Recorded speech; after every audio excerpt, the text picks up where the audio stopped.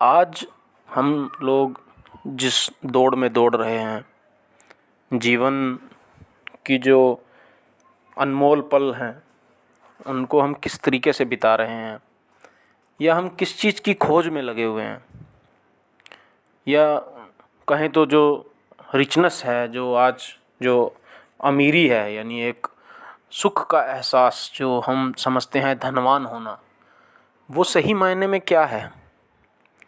ये वो धन जो हम कमा रहे हैं, जो अर्जित कर रहे हैं, इकट्ठा कर रहे हैं, या जो सुख सुविधाएं जो हमें अभी मिली हुई हैं, जैसे घरों में एयर कंडीशन है, बड़ा बंगला है, गाड़ी है, ये सब आनंद हमें जो प्राप्त हो रहा है इनके भोग से, इन सब वस्तुओं के, इन सब सामानों के, तो कई बार मन में प्रश्न आता है कि असली अमीरी या असली सुख क्या।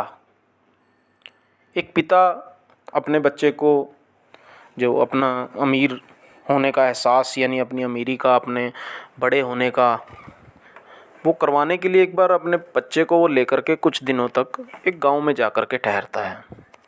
वो उस बच्चे को दिखाना चाहता है कि हमारे पास कितने बड़े घर हैं, एक बड़ा बंगला है, हमारे पास गाड़ियां हैं, सुख सुविधाएं हैं, घरों में बहुत सारे काम करने वाले नौकर हैं। वो बच्चे को ये बताना चाहता है कि हम कितने अमीर हैं। अब वो कुछ दिन वहाँ रुकते हैं, गांव में गांव का जीवन देखते हैं। 10-5 दिन वहाँ रुकने के पश्चात वो व्यक्ति ऐसा सोचता है अपने मन में कि अब मेरे बच्चे को हमारा जो एहसास है वो हो गया होगा, जो फ़र्क है जो इनके जीवन में गांव वालों के और जो हमारे। तो वो उससे प्रश्न करता है कि बेटा, अब हम यहाँ इतने दिन से रह रहे हैं, तो आपने यहाँ रहकर कुछ फ़र्क देखा, महसूस किया होगा जो हमारे जीवन में और यहाँ के जीवन में।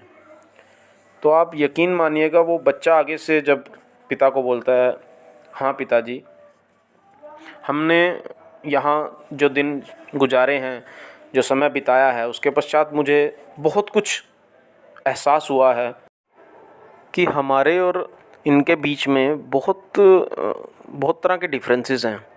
तो पिता प्रसन्न हो जाता है कि चलो, जिस कार्य के लिए मैं अपने बच्चे को लाया था, मेरा वो कार्य सफल हो गया। अब वो अपने बच्चे से पूछता है कि बताओ, तुमने क्या क्या नई चीज़ें देखी या क्या क्या महसूस किया।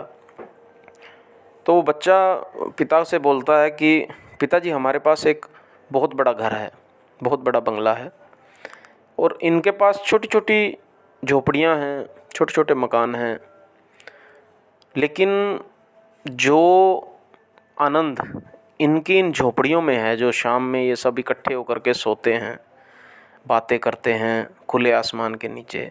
हम इतने बड़े घर में रहते हैं, लेकिन हमारे पास आपस में बात करने के लिए भी समय नहीं होता।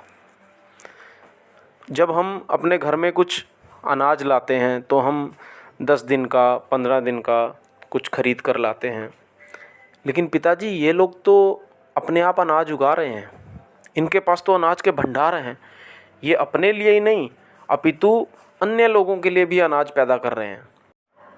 हम लोग प्रातः दूध लेकर के आते हैं 1 से 1.5 लीटर, वो भी मशीन का पैक किया हुआ। ये अपने घर में अपनी गाय भैंस और बाल्टी भर के दूध निकालते हैं। तो वो बच्चे के दिमाग में कहाँ पे बातें क्या असर कर रही हैं, पिता क्या बताना चाह रहा था और बच्चे ने वहाँ से क्या सीखा।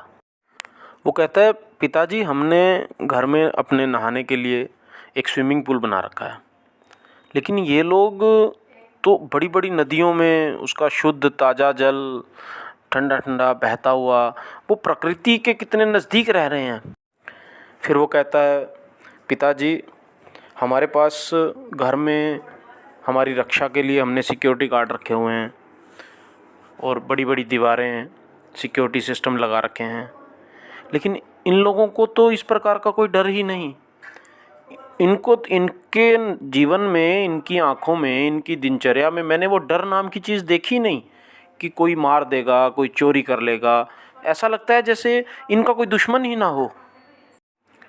फिर वो कहता है कि हम अपने घर में एक फल 1 किलो 2 किलो खरीद के लाते हैं और इनके पास फलों से लदे हुए अपने पेड़ हैं, इतने बड़े बड़े बाग बगीचे हैं, जब चाहें वो ताज़ा फल लेते हैं और उसे तोड़कर खा लेते हैं। इसके पश्चात बच्चा बोलना बंद कर देता है और कुछ सोचने लग जाता है। पिता को भी इस बात का एहसास हो जाता है कि जो चीज़ मैं दिखाने के लिए अपने बच्चे को लाया था और बच्चे ने यहाँ जो चीज़ देखी उसमें वाकई बहुत अंतर है। तब पिता भी अपनी सोच में डूब जाता है और सोचता है कि जिस अमीरी को, जिस सुख सुविधा को, जिस बड़े साजो सामान को मैं सोच रहा था कि मेरी बहुत उपलब्धि है जीवन की, तो क्या वो वाकई उपलब्धि थी? आज इस छोटे से बालक ने मुझे जो सिखाया, वो कहता कि उसने वो एहसास किया उस बात का कि बड़े बंगले, बड़ी गाड़ियाँ, बड़े मकान, बड़े बड़े स्विमिंग पूल, एयर कंडीशन्ड कमरे, क्या इन सब से ही जीवन है? अगर इन्हीं सब से जीवन है या इन्हीं सब में आनंद है, तो फिर ये जो इतनी बड़ी प्रकृति उस ऊपर वाले ने बना रखी है, उस ईश्वर ने, उस परम सत्ता, परम ईश्वर, परम शक्तिमान ने जो बनाया है, तो उसने अगर इंसान का सुख इन सब चीज़ों में होता, ये गाड़ियों में या बंगले में, तो वो ईश्वर इन सबको बनाता। लेकिन उसने क्या बनाया? उसने दिन की वो धूप बनाई जिससे आपके शरीर के हजारों कष्ट कट जाते हैं। उसने इन नदियों में ऐसा जल, निर्मल जल दे दिया जिससे आपकी आत्मा की, आपके शरीर की तृप्ति होती है। उसने अनाज धरती पर, इतने फल फ्रूट, ऐसा ऐसा सामान उसने बनाया जो सही मायने में आपके लिए उपयोगी है, हमारे लिए उपयोगी है। इसलिए हमें उस ईश्वर से जुड़कर उसको कितना जिएं, इस प्रकृति को कितना जिएं, यही असली आनंद है और यही ईश्वर की सही मायने में प्राप्ति है। जय श्री राधे।